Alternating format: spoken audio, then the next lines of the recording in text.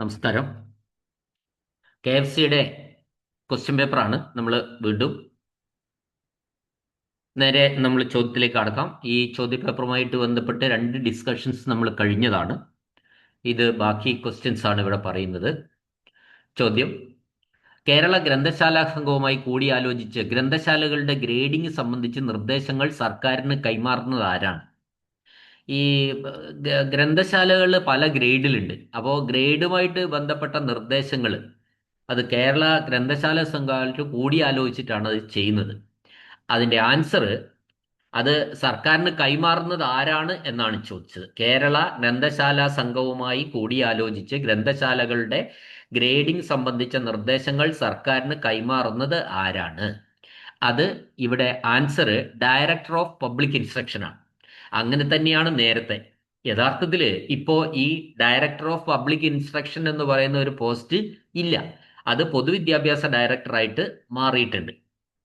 അപ്പോൾ പക്ഷെ പുസ്തകത്തിൽ അങ്ങനെ ആയതുകൊണ്ട് ഡയറക്ടർ ഓഫ് പബ്ലിക് ഇൻസ്ട്രക്ഷൻ ആണ് ഇവിടെയും നമ്മൾ ആൻസർ ആയിട്ട് എടുക്കേണ്ടത്. ഇനി അടുത്ത ചോദ്യം: സഹകരണ സൂപ്പർവൈസിംഗ് യൂണിയനുകൾക്കും സഹകരണ സ്ഥാപനങ്ങൾക്കും മറ്റ് സഹകരണ സംഘങ്ങൾക്കും സഹായധനം അനുവദിക്കുന്നത് ആരാണ്?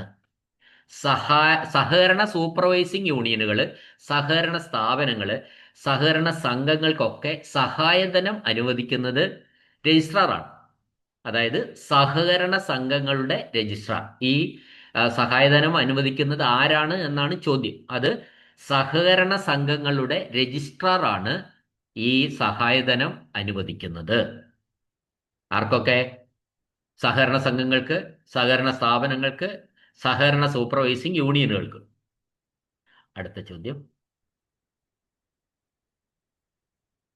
സാമ്പത്തികമായും ഭൗതികവുമായ രീതിയിൽ ഗവൺമെന്റിന്റെ പ്രവർത്തനത്തെ അവതരിപ്പിക്കുന്ന സാങ്കേതിക വിദ്യ എന്നത് the technique is presenting the operation of government in both financial and physical term is ഏതാണെന്നാ ചോദ്യം. അതിനാണ് നമ്മൾ പെർഫോമൻസ് ബഡ്ജറ്റിംഗ് എന്ന് പറയുന്നത്. സാമ്പത്തികമായും ഭൗതികമായ രീതിയിൽ ഗവൺമെന്റിന്റെ പ്രവർത്തനത്തെ അവതരിപ്പിക്കുന്ന ഒരു ടെക്നിക്ക്, അത് പെർഫോമൻസ് ബഡ്ജറ്റിംഗ് ആണ്. നമുക്കതിൽ ചെറിയ ഒന്ന് രണ്ട് വാചകം ഞാൻ പറയാം. ഈ ഗവൺമെന്റിന്റെയോ ഒരു സ്ഥാപനത്തിന്റെയോ പ്രവർത്തനങ്ങളെയും പദ്ധതികളെയും സാമ്പത്തികമായി പിന്നെ മാത്രമല്ല ഭൗതികമായിട്ട്, അതായത് എന്ത് നേട്ടങ്ങൾ ഉണ്ടാക്കി അല്ലെ എത്ര അളവിൽ സേവനം നൽകി എന്ന് ഒരേ സമയം വിലയിരുത്തുന്ന സാങ്കേതിക വിദ്യ ഇത്. അപ്പോൾ ഇതിൽ ഈ ഇത് പറയുന്ന പെർഫോമൻസ് ബഡ്ജറ്റിൽ പറയുന്നത് എത്ര രൂപ ചെലവഴിച്ചു എന്ന് മാത്രമല്ല, സാമ്പത്തികമായിട്ട് ഗവൺമെന്റിന്റെ പ്രവർത്തനങ്ങൾക്ക് എത്ര രൂപ ചെലവഴിച്ചു എന്ന് മാത്രമല്ല, മറിച്ച് എന്ത് നേട്ടങ്ങൾ ഉണ്ടാക്കി, അതിന്റെ ഫിസിക്കൽ ടേംസ് കൂടെ വരണം. എന്ത് നേട്ടങ്ങൾ ഉണ്ടാക്കി, എത്ര അളവിൽ സേവനം നൽകി എന്ന് ഒരേ സമയം വിലയിരുത്തുന്നതാണ് ഈ പെർഫോമൻസ് ഓഡിറ്റിംഗ്.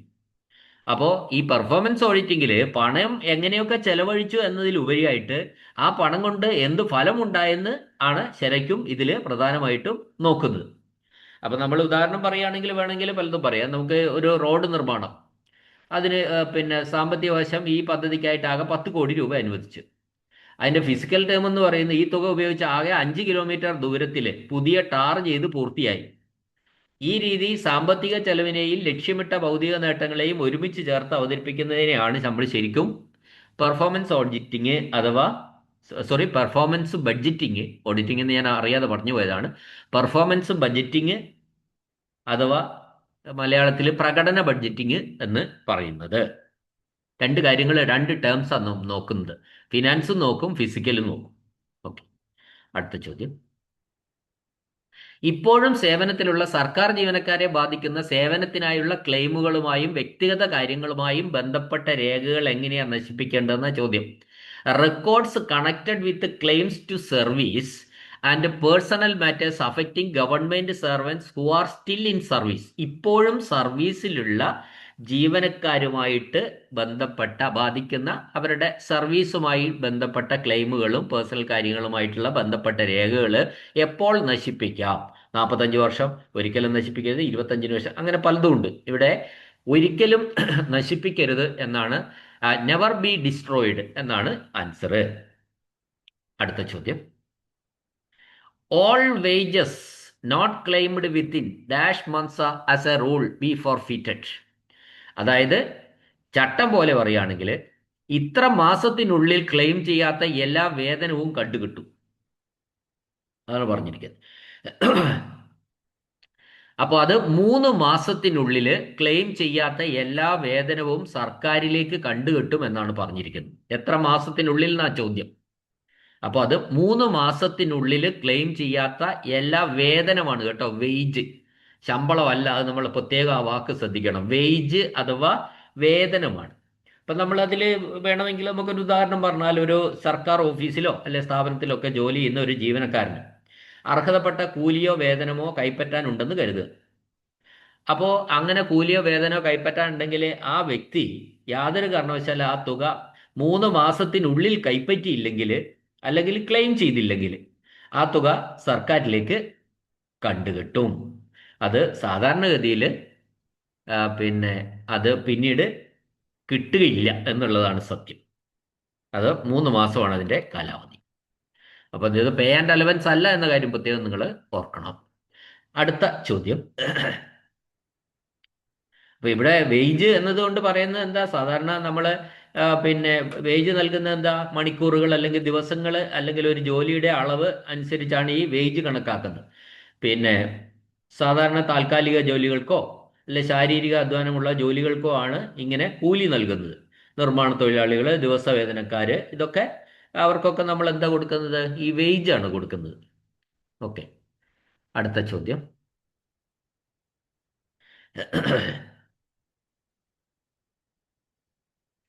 റവന്യൂ സാക്ഷാത്കാരത്തിന്റെ പുരോഗതി സൂക്ഷ്മമായി നിരീക്ഷിക്കുകയും ഉന്നയിച്ച ആവശ്യങ്ങൾക്കെതിരായ വീണ്ടെടുക്കലുകൾ അവലോകനം ചെയ്യുകയും ചെയ്യുന്നത് ആരുടെ പ്രവർത്തനമാണ്?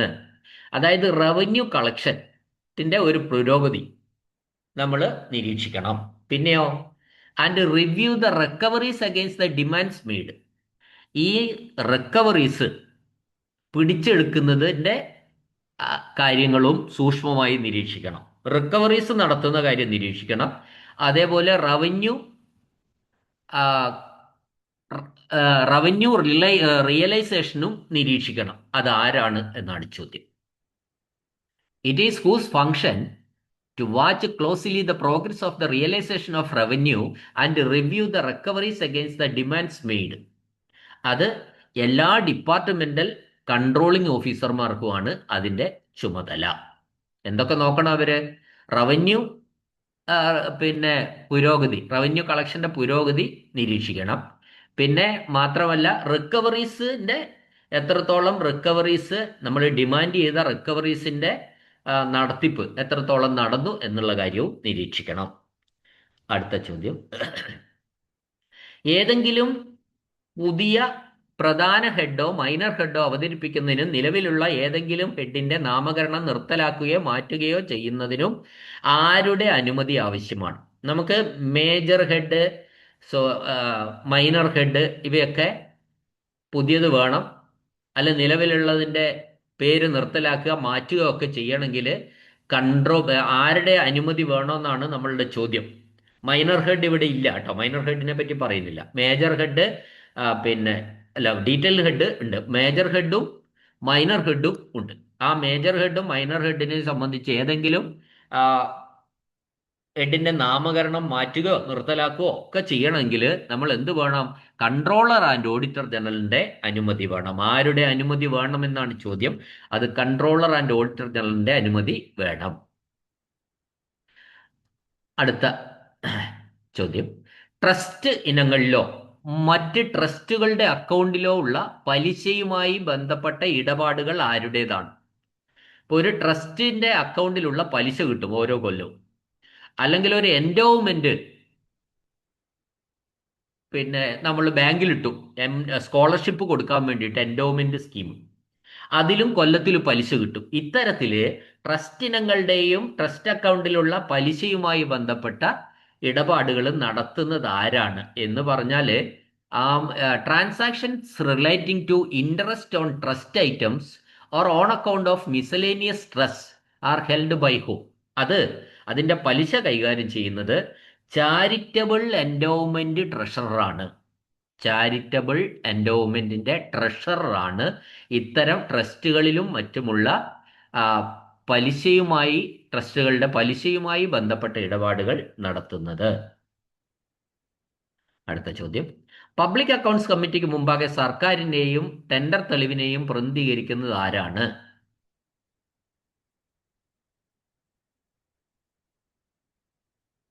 Public accounts who will represent government and tender evidence before the public accounts committee? Public accounts committee മുമ്പേ സർക്കാരിനെ പ്രതിനിധീകരിക്കും. നമുക്കറിയാലോ, പബ്ലിക് അക്കൗണ്ട്സ് കമ്മിറ്റി എന്ന് പറയുന്ന ഒരു കമ്മിറ്റി ഉണ്ട്. ആ പബ്ലിക് അക്കൗണ്ട്സ് കമ്മിറ്റിയാണ് സാധാരണഗതിയിൽ ഓഡിറ്റ് കഴിഞ്ഞിട്ട് report, CAG report public accounts കമ്മിറ്റിക്കാണ് വിടുന്നത്. അപ്പൊ ഈ പബ്ലിക് അക്കൗണ്ട്സ് കമ്മിറ്റി മുമ്പാകെ സർക്കാരിനെയും ടെൻഡറിന്റെ തെളിവിനെയും ഒക്കെ ആയിട്ട് പ്രതിനിധീകരിക്കുന്ന ഒരു വ്യക്തിയുണ്ട്. അത് ആരാണ് എന്നാണ് ചോദ്യം. അത് അഡ്മിനിസ്ട്രേറ്റീവ് ഡിപ്പാർട്ട്മെന്റിലെ ഗവൺമെന്റ് സെക്രട്ടറിയാണ്. അഡ്മിനിസ്ട്രേറ്റീവ് ഡിപ്പാർട്ട്മെന്റിലെ ഗവൺമെന്റ് സെക്രട്ടറിയാണ് പബ്ലിക് അക്കൗണ്ട്സ് കമ്മിറ്റിക്ക് മുമ്പേ സർക്കാരിനെയും ടെൻഡർ തെളിവിനെയും പ്രതിനിധീകരിക്കുന്നത് ഈ അഡ്മിനിസ്ട്രേറ്റീവ് ഡിപ്പാർട്ട്മെന്റിലെ ഗവൺമെന്റ് സെക്രട്ടറിയാണ്. അടുത്ത ചോദ്യം,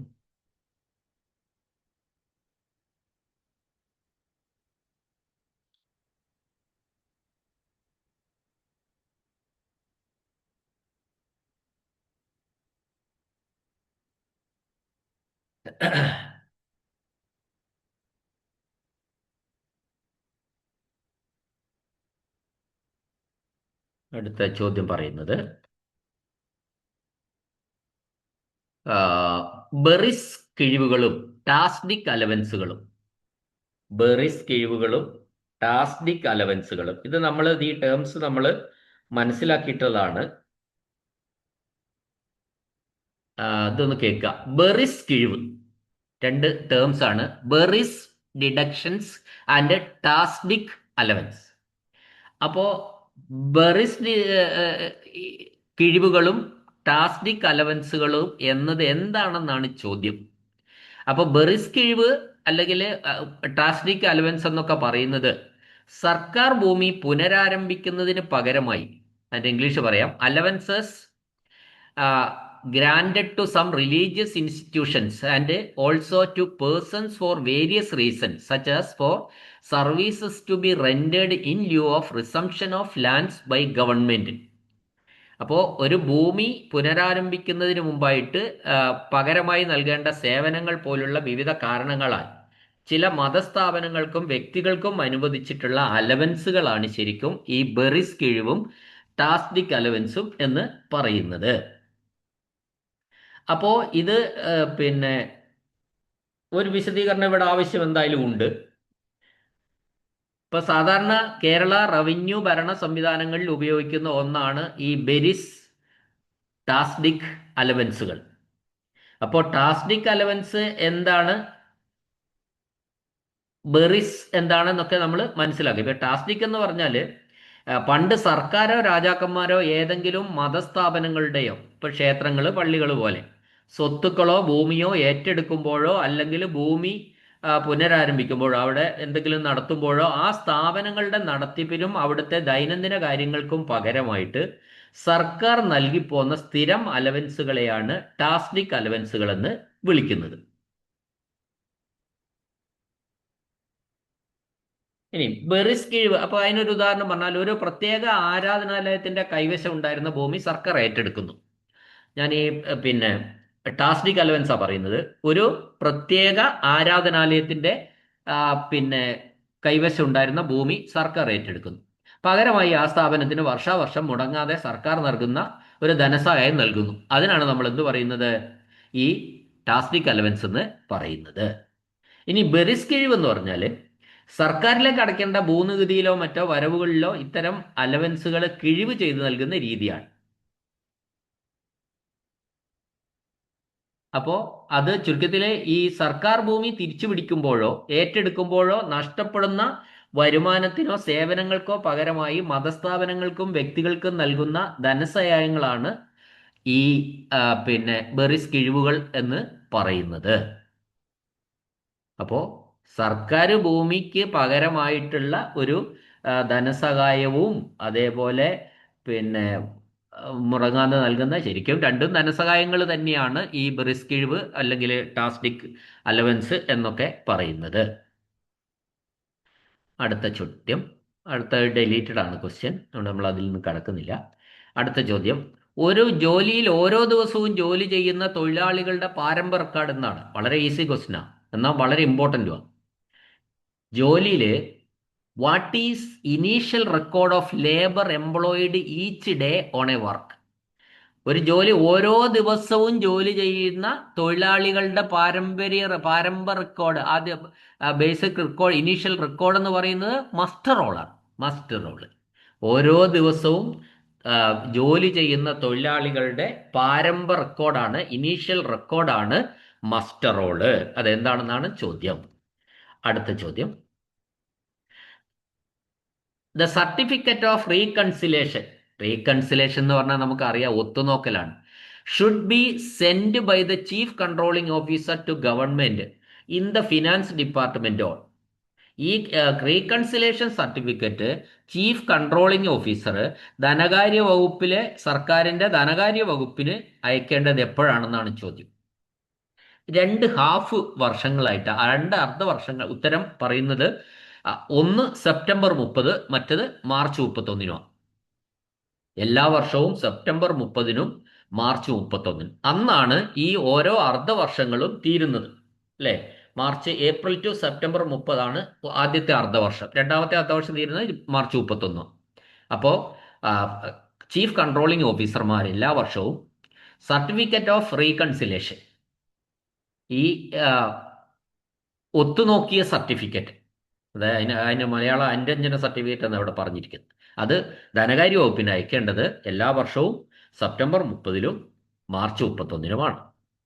അടുത്ത ചോദ്യം, ഡിപ്പാർട്ട്മെന്റിന്റെ മുഴുവൻ വർഷത്തേക്കുള്ള ഡിമാൻഡ് കളക്ഷനും ബാലൻസ് സ്റ്റേറ്റ്മെന്റിനും അനുബന്ധമായി നൽകേണ്ട നിർദ്ദിഷ്ട ഫോമിലുള്ള സ്റ്റേറ്റ്മെന്റ് എന്തൊക്കെയാണ്?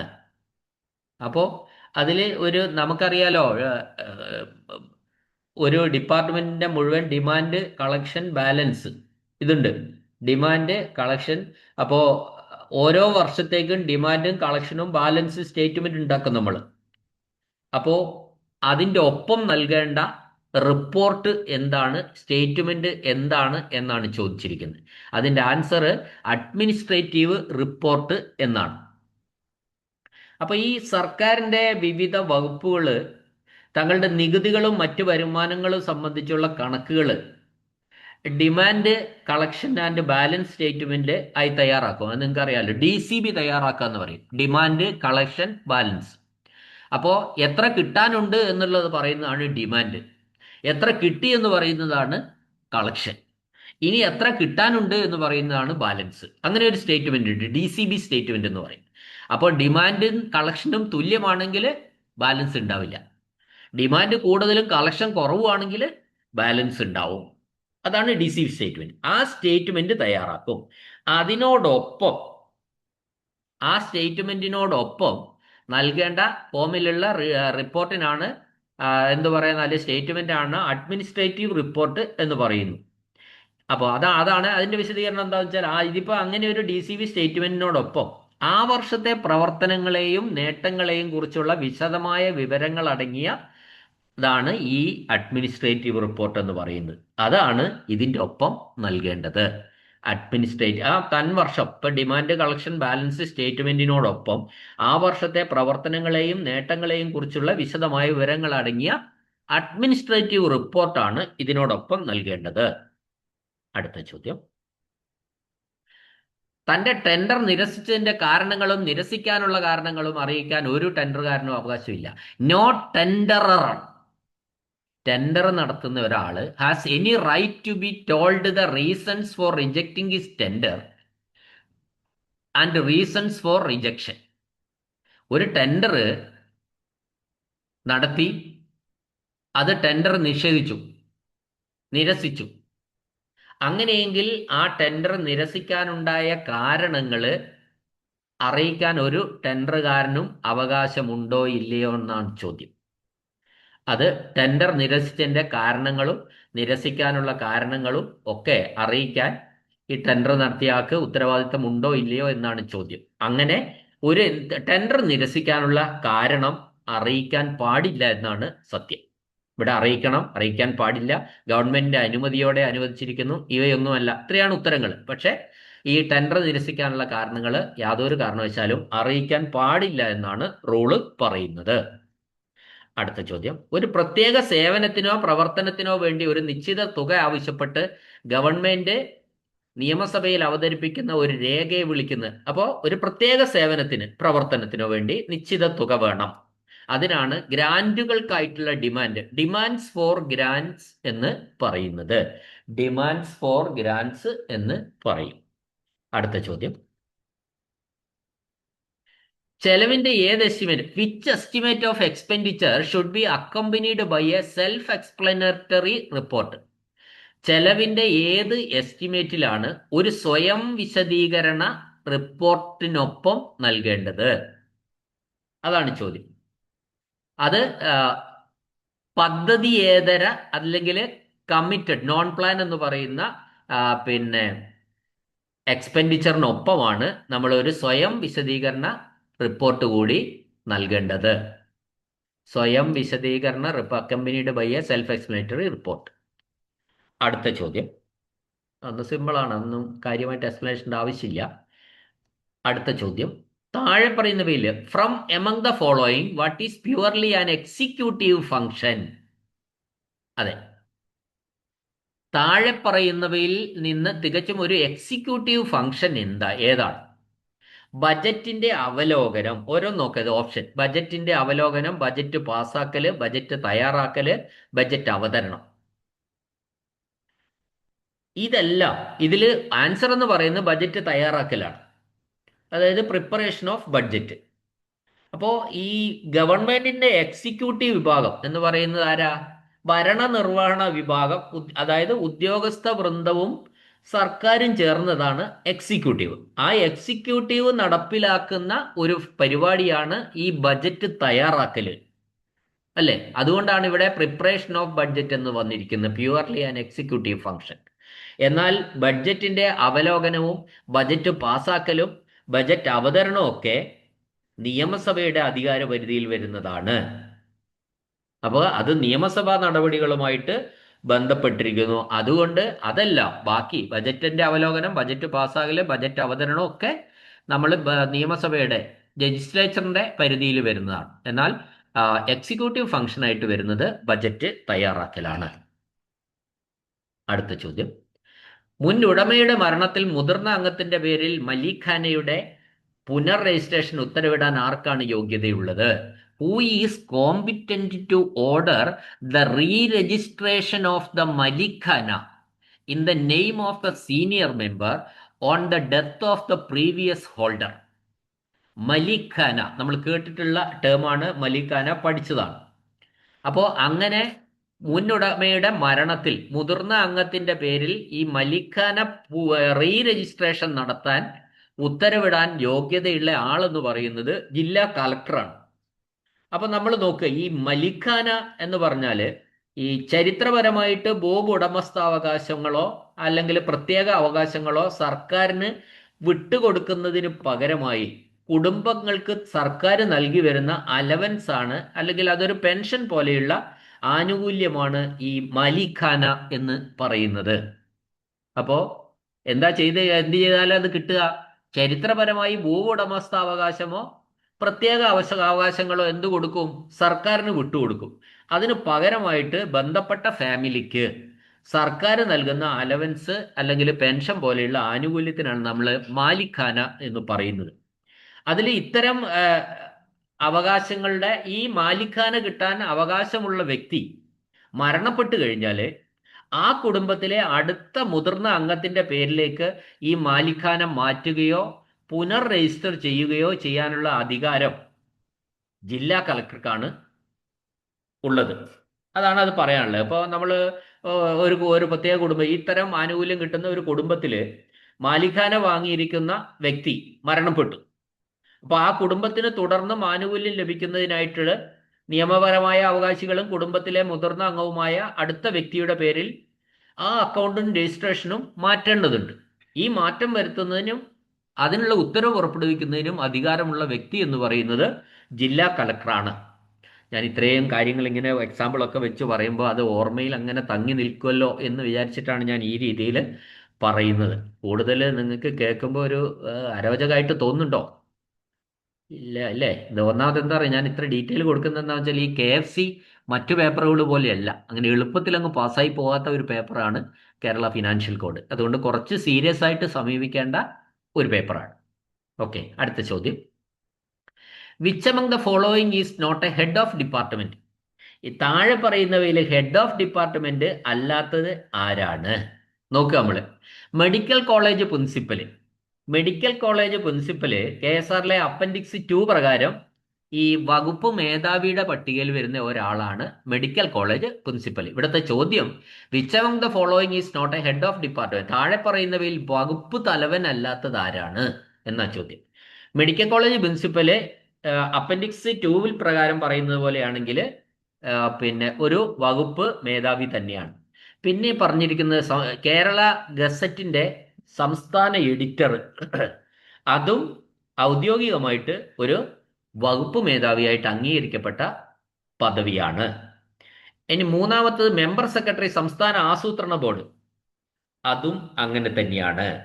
വകുപ്പ് മേധാവിയുടെ ആസൂത്രണ ബോർഡ്, ഇതും ഒരു വകുപ്പ് മേധാവിയുടെ പദവിയിൽ ഉൾപ്പെടുന്നതാണ്. എന്നാൽ ജില്ലാ കളക്ടർ അത് വകുപ്പ് മേധാവിയുടെ ആ പദവിയിലുള്ള ഒരു ആളല്ല. ജില്ലാ കളക്ടർ അതൊരു ജില്ലയുടെ ഭരണാധികാരിയുമാണ്, ജില്ലാതല മേധാവിയുമാണ്, ഒരിക്കലും ഒരു വകുപ്പ് തലവൻ അല്ല.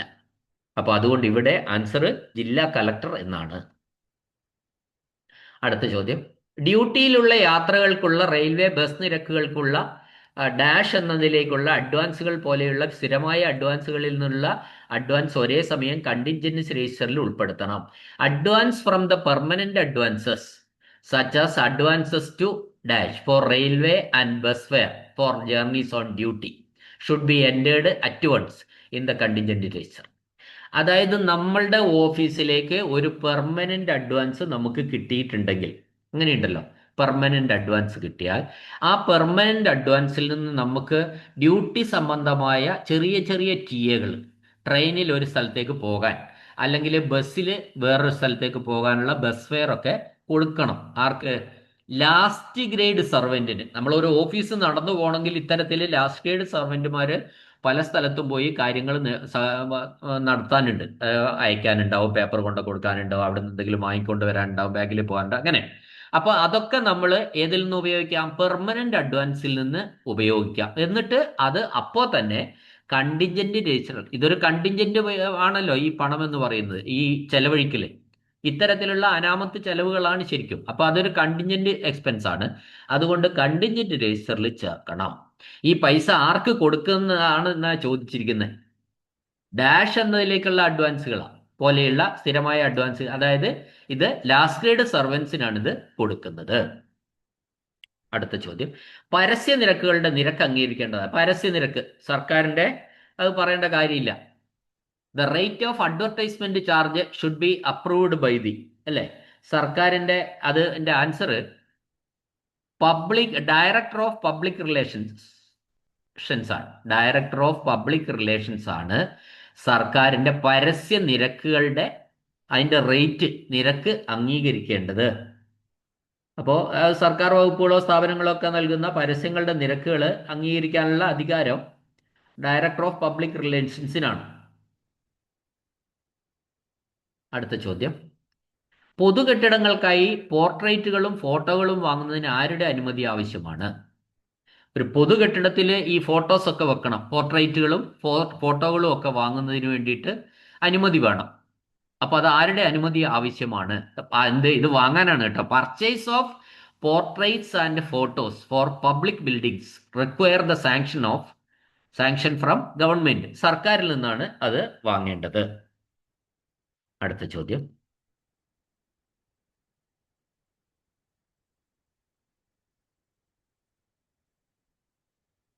അപ്പോ a sum of dash is payable annually to her highness the senior Maharani of Travancore from the date of termination of the regency. അതായത് ഇതിന്റെ ആൻസർ റീജൻസി പിരിച്ചുവിട്ട തീയതി മുതൽ തിരുവിതാംകൂറിലെ സീനിയർ മഹാറാണിക്ക് പ്രതിവർഷം നൽകേണ്ട തുക എത്രയാണ്? അത് 75,000 രൂപയാണ്. പിന്നെ റീജൻസി പിരിച്ചുവിട്ട തീയതി മുതൽ തിരുവിതാംകൂറിലെ സീനിയർ മഹാറാണിക്ക് പ്രതിവർഷം നൽകേണ്ട, ഗവൺമെന്റ് നൽകേണ്ട തുക. അപ്പൊ ഇവിടെ നമ്മൾ പറയുമ്പോൾ ഇത് ചരിത്രപരവും ഭരണപരവുമായിട്ടുള്ള ഉത്തരവുകൾ അനുസരിച്ച് ഈ തിരുവിതാംകൂർ രാജഭരണ കാലഘട്ടത്തിലെ അതിനുശേഷമുള്ളതുമായ സാമ്പത്തിക വ്യവസ്ഥകളിൽ സീനിയർ മഹാറാണിക്ക് നിശ്ചയിച്ച് നൽകിയിട്ടുള്ള വാർഷിക അലവൻസ് ആയത്. ഇതൊരു പെൻഷൻ തുകയാണ്, ഈ 75,000 രൂപ.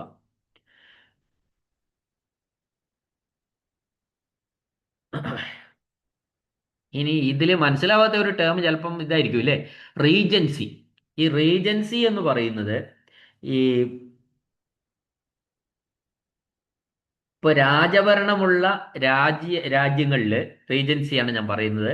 രാജാവിന് പകരം താൽക്കാലികമായി ഭരണ ചുമതല നിർവഹിച്ചിരുന്ന വ്യക്തിയുടെ, അതിനാണ് ആ താൽക്കാലികമായി ഭരണ ചുമതല വഹിച്ച വ്യക്തിയെയാണ് നമ്മൾ റീജന്റ് എന്ന് പറയുന്നത്.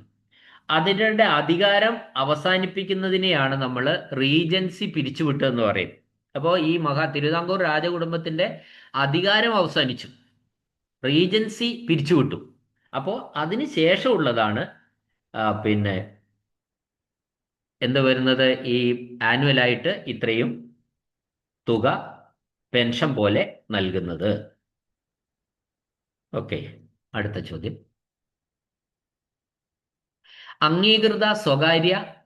അംഗീകൃതമാണ്, സ്വകാര്യമാണ് സാങ്കേതിക വ്യവസായ സ്ഥാപനങ്ങൾക്ക് ഗ്രാന്റുകൾ അനുവദിക്കുന്നത്. ടെക്നിക്കലാണ് കേട്ടോ, അതുകൊണ്ട് അത് സാങ്കേതിക വിദ്യാഭ്യാസ ഡയറക്ടറാണ് ഈ സാങ്കേതിക വ്യാവസായിക സ്ഥാപനങ്ങൾക്ക് ഗ്രാന്റുകൾ അനുവദിക്കുന്നത്. ഓർമ്മിച്ചു വെക്കുക, സാങ്കേതിക വ്യാവസായിക സ്ഥാപനങ്ങൾക്ക് ഗ്രാന്റുകൾ അനുവദിക്കുന്നത് സാങ്കേതിക വിദ്യാഭ്യാസ ഡയറക്ടറാണ്, അല്ലെങ്കിൽ ഡയറക്ടർ ഓഫ് ടെക്നിക്കൽ എഡ്യൂക്കേഷൻ ആണ്. അടുത്ത ചോദ്യം. നിലവിലുള്ള ടെലിഫോൺ കണക്ഷന്റെ മാറ്റത്തിന് അനുമതി നൽകുന്നത് ആരാണ്? The shifting of existing telephones connection may be sanctioned by. ഇത് ശരിക്കും ലാൻഡ് ഫോണുമായിട്ട് ബന്ധപ്പെട്ടതാണ്. അപ്പോൾ അങ്ങനെ ടെലിഫോൺ കണക്ഷൻ മാറ്റം നടത്തണമെങ്കിൽ ഡിപ്പാർട്ട്മെന്റ് ഹെഡിനാണ് അതിനുള്ള പവർ. നിലവിലുള്ള ടെലിഫോൺ കണക്ഷന്റെ മാറ്റത്തിന് അനുമതി നൽകാൻ അധികാരമുള്ളത് ആർക്കാണ്? അത് ഡിപ്പാർട്ട്മെന്റ് ഹെഡിനാണ്.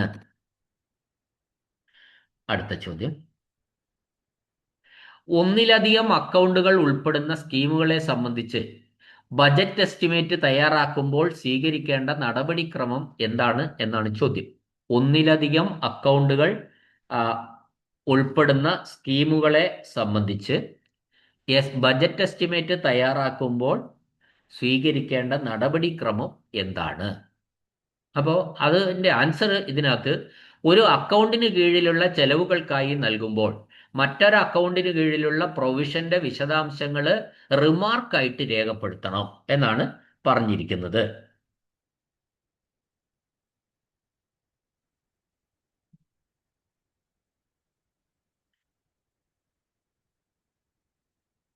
ഇപ്പൊ ഗവൺമെന്റ് ഈ ഫിനാൻഷ്യൽ കോഡ് പ്രകാരം അല്ലെ ബജറ്റ് മാനുവലും ഒക്കെ പ്രകാരം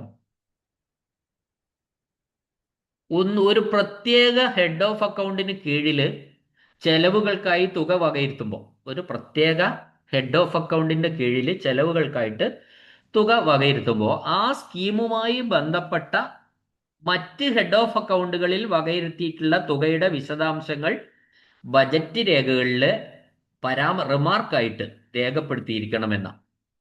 അങ്ങനെ രേഖപ്പെടുത്തിയാൽ എന്ത് വരും? ആ സ്കീമിന് മൊത്തത്തിൽ എത്ര തുക അനുവദിച്ചിട്ടുണ്ടെന്ന്, അത് ഏതൊക്കെ അക്കൗണ്ടുകളിലായിട്ടാണ് വിഭജിച്ചിരിക്കുന്നതെന്നും വ്യക്തമായിട്ട് മനസ്സിലാക്കാൻ സഹായിക്കും. അതുകൊണ്ടാണ് അങ്ങനെ പറഞ്ഞിരിക്കുന്നത്.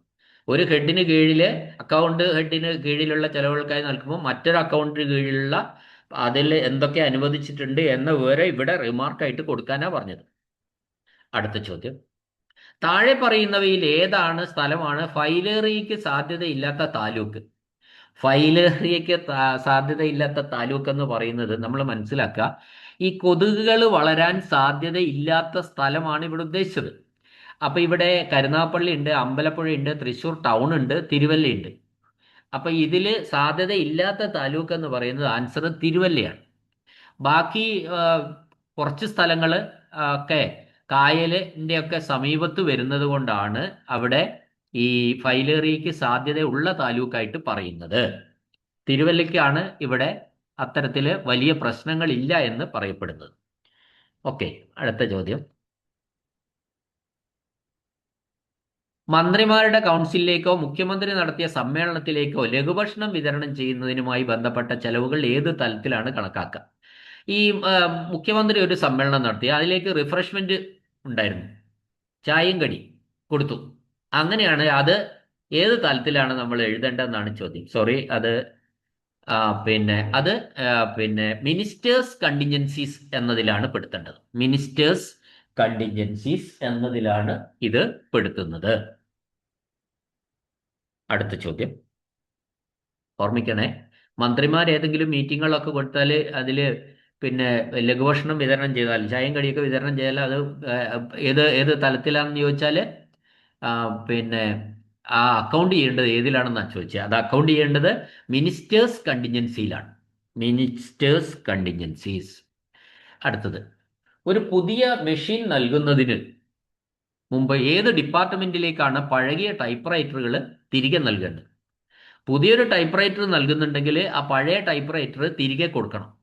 അത് ഏത് ഡിപ്പാർട്ട്മെന്റിലേക്കാണ് തിരികെ കൊടുക്കേണ്ടതെന്ന ചോദ്യം. അത് സ്റ്റേഷനറി വകുപ്പിലേക്കാണ് തിരികെ കൊടുക്കേണ്ടത്. സ്റ്റേഷനറി വകുപ്പ് എന്നതാണ് ആൻസർ. സ്റ്റേഷനറി വകുപ്പിലേക്കാണ് തിരികെ കൊടുക്കേണ്ടത്.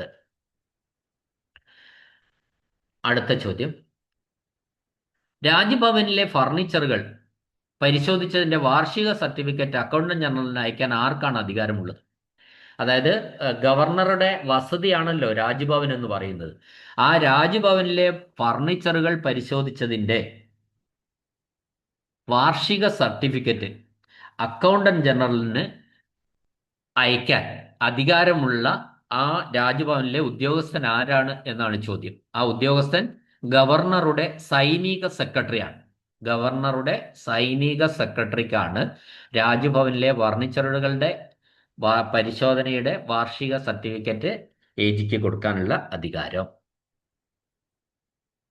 അടുത്ത ചോദ്യം, capital expenditure may otherwise be called as. Capital അതായത് മൂലധന ചെലവിനെ ഇങ്ങനെയും വിളിക്കാം. എങ്ങനെ? ക്യാപിറ്റൽ ഔട്ട്ലേ എന്നും വിളിക്കാം. അതാണ് ആൻസർ. മൂലധന ചെലവിനെ ഇങ്ങനെയും വിളിക്കാം. എങ്ങനെ? മൂലധന വിഹിതം എന്നും വിളിക്കാം, അല്ലെങ്കിൽ ക്യാപിറ്റൽ ഔട്ട്ലേ എന്നും വിളിക്കാം. അതാണ് ഉത്തരം. ക്യാപിറ്റൽ എക്സ്പെൻഡിച്ചർ മറ്റൊരു വിധത്തിൽ എങ്ങനെ പറയാം? ക്യാപിറ്റൽ ഔട്ട്ലേ എന്ന് പറയാം. അടുത്ത ചോദ്യം, the last question. In marriage advance maximum installment of recovery of principal amount is. അതായത് ഈ മാരേജ് അഡ്വാൻസ്, ലാസ്റ്റ് ഗ്രേഡ് സർവന്റ്മാരുടെ പെൺമക്കളുടെ കല്യാണത്തിന് കൊടുക്കുന്നതാണ് ഈ മാരേജ് അഡ്വാൻസ് എന്ന് പറയുന്നത്. ആ മാരേജ് അഡ്വാൻസിന്റെ പ്രിൻസിപ്പൽ എമൗണ്ട്, അതായത് അതിന്റെ മുതല് എത്ര കാലം കൊണ്ട് തിരിച്ചു പിടിക്കണം? അത് 60 മാസം കൊണ്ട് തിരിച്ചു പിടിക്കണം. എത്ര മാസം പറയുന്നില്ല, ഇൻസ്റ്റാൾമെന്റ് എന്നാ പറയുന്നത്. 60 ഇൻസ്റ്റാൾമെന്റ് ആയിട്ട് തിരിച്ചു പിടിക്കണം. ഓക്കെ. അപ്പോൾ വിവാഹ അഡ്വാൻസിന്റെ പ്രധാന തുക, അതായത് പ്രിൻസിപ്പൽ എമൗണ്ട്, പലിശയല്ല, പ്രിൻസിപ്പൽ എമൗണ്ട് വീണ്ടെടുക്കുന്നതിനുള്ള പരമാവധി ഗഡു 60 ആണ്. ഓക്കെ, ഇത്രയുമാണ് ഈ ക്വസ്റ്റ്യനിലുള്ളത്. ക്വസ്റ്റ്യൻ നിങ്ങൾക്ക് എല്ലാം ശ്രദ്ധിച്ച് കേട്ട് മനസ്സിലാക്കുക. ഇങ്ങനെ നമ്മൾ ഒരു കുറച്ച് ചോദ്യം, ഒരു 5, 8, 10, 12 ക്ലാസ്സുകൾ ക്വസ്റ്റ്യൻ പേപ്പർ ചെയ്തു തരാം. 2026 വരെയുള്ള ക്വസ്റ്റ്യൻ ഞാൻ തുടർച്ചയായിട്ട് ചെയ്യാം. അപ്പോൾ നമുക്ക് കുറച്ചുകൂടി ഈ KFCയുടെ ക്ലാസ് ഇങ്ങനെ കേൾക്കുമ്പോൾ കുറച്ചുകൂടി നിങ്ങൾക്ക് ഐഡിയാസ് വരും, കാര്യങ്ങൾ കുറച്ചുകൂടി മനസ്സിലാവും. അപ്പോൾ കുറേ ചോദ്യങ്ങൾ, സ്ഥിരം ചോദിക്കുന്ന ചോദ്യങ്ങളും ഉണ്ടാവും. അപ്പോൾ നമുക്കത് കുറച്ചുകൂടി ഹെൽപ്ഫുള്ളായിരിക്കും. ഓക്കെ, ക്ലാസ് കേട്ട എല്ലാവർക്കും നന്ദി. നിങ്ങൾ ഈ ക്ലാസ് കേൾക്കുന്നവർ ദയവായി ചാനലൊന്ന് സബ്സ്ക്രൈബ് ചെയ്യണം. പിന്നെ ക്ലാസ്സുകൾ ഇഷ്ടപ്പെടുന്നുണ്ടെങ്കിൽ നിങ്ങളുടെ ഓഫീസിലെ മറ്റുള്ളവർക്ക്, അല്ലെ സ്ഥാപനത്തിലെ മറ്റുള്ളവർക്ക്, പരീക്ഷ എഴുതുന്ന മറ്റുള്ളവർക്ക് കൂടി ഒന്ന് ഷെയർ ചെയ്യണം എന്ന ഒരു അഭ്യർത്ഥനയോടെ നിർത്തുന്നു. നന്ദി, നമസ്കാരം.